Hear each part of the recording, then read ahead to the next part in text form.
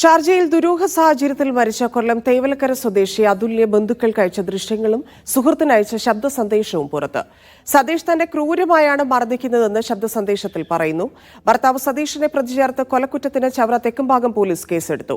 അതുല്യയെ ഉപദ്രവിച്ചിരുന്നതായി സതീഷ് സമ്മതിച്ചു.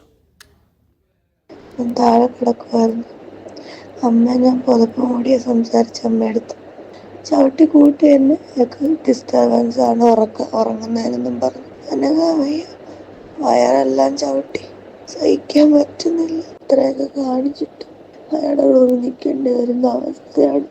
പറ്റുന്നില്ല, സൂയിസൈഡ് ചെയ്യാൻ പോലുള്ള ധൈര്യമില്ല എനിക്ക്.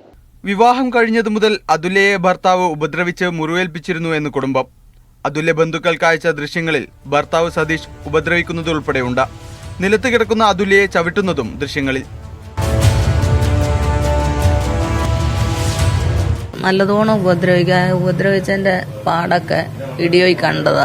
അല്ല, എൻ്റെ മോള് പറഞ്ഞിട്ടുണ്ട്, ഞാൻ ഒരിക്കലും ആത്മഹത്യ ചെയ്യത്തില്ല, അഥവാ ഞാൻ ചത്താല വിചാരിച്ചോണം അയാൾ എന്നെ കൊന്നയാന്ന്.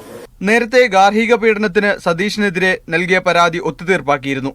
കുടുംബത്തിന്റെ എതിർപ്പ് വകവെക്കാതെയായിരുന്നു അതുല്യ ഭർത്താവിനൊപ്പം പോയത്. മർദ്ദനമൊക്കെ ഉണ്ട്. അന്ന് കേസൊക്കെ ആയത് അവിടെ നാട്ടിൽ തന്നെ കേസൊക്കെ ആയത്. അന്ന് പിന്നെ വീണ്ടും കോടതിയിൽ നിന്ന് കൗൺസിലൊക്കെ ചെയ്ത വീണ്ടും തിരിച്ചു പോയി ഓരോ തീർപ്പാക്കി രമ്യനിലാക്കി വിട്ടത്. അതുല്യയുടെ മരണത്തിൽ തനിക്ക് പങ്കില്ലെന്ന് സതീഷ് പറയുന്നു. രണ്ടാമത്തെ കുഞ്ഞിനെ അതുല്യ വേണ്ടെന്ന് വെച്ചത് വിഷമമുണ്ടാക്കിയെന്നും സതീഷ്. കഴിഞ്ഞ നവംബറിൽ അതുല്യ പ്രഗ്നന്റ് ആയിരുന്നു. 2-3 months പ്രഗ്നന്റ് ആയിരുന്നു. അവൾ നാട്ടിലോട്ട് പോയി. എൻ്റെ പെർമിഷൻ ഇല്ലാതെ അവൾ അബോർട്ട് ചെയ്തു. എന്തിനാണെന്ന് എനിക്ക് ഇപ്പോഴും അറിയില്ല. അമ്മ നൽകിയ പരാതിയിൽ മൊഴി രേഖപ്പെടുത്തി സതീഷിനെ പ്രതി ചേർത്ത് Chavara Thekkumbhagam police FIR register ചെയ്തു. ഷാർജ പോലീസും അസ്വാഭാവിക മരണത്തിന് കേസെടുത്തു.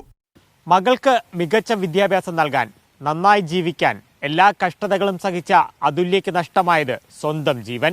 കൃത്യമായ അന്വേഷണത്തിലൂടെ സത്യാവസ്ഥ പുറത്തു കൊണ്ടുവരണം. കൊല്ലത്ത് നിന്ന് ക്യാമറ പേഴ്സൺ രതീഷ് മാടമ്പിശേലിനൊപ്പം ലിജോ റോളൻസ്, മീഡിയ 1.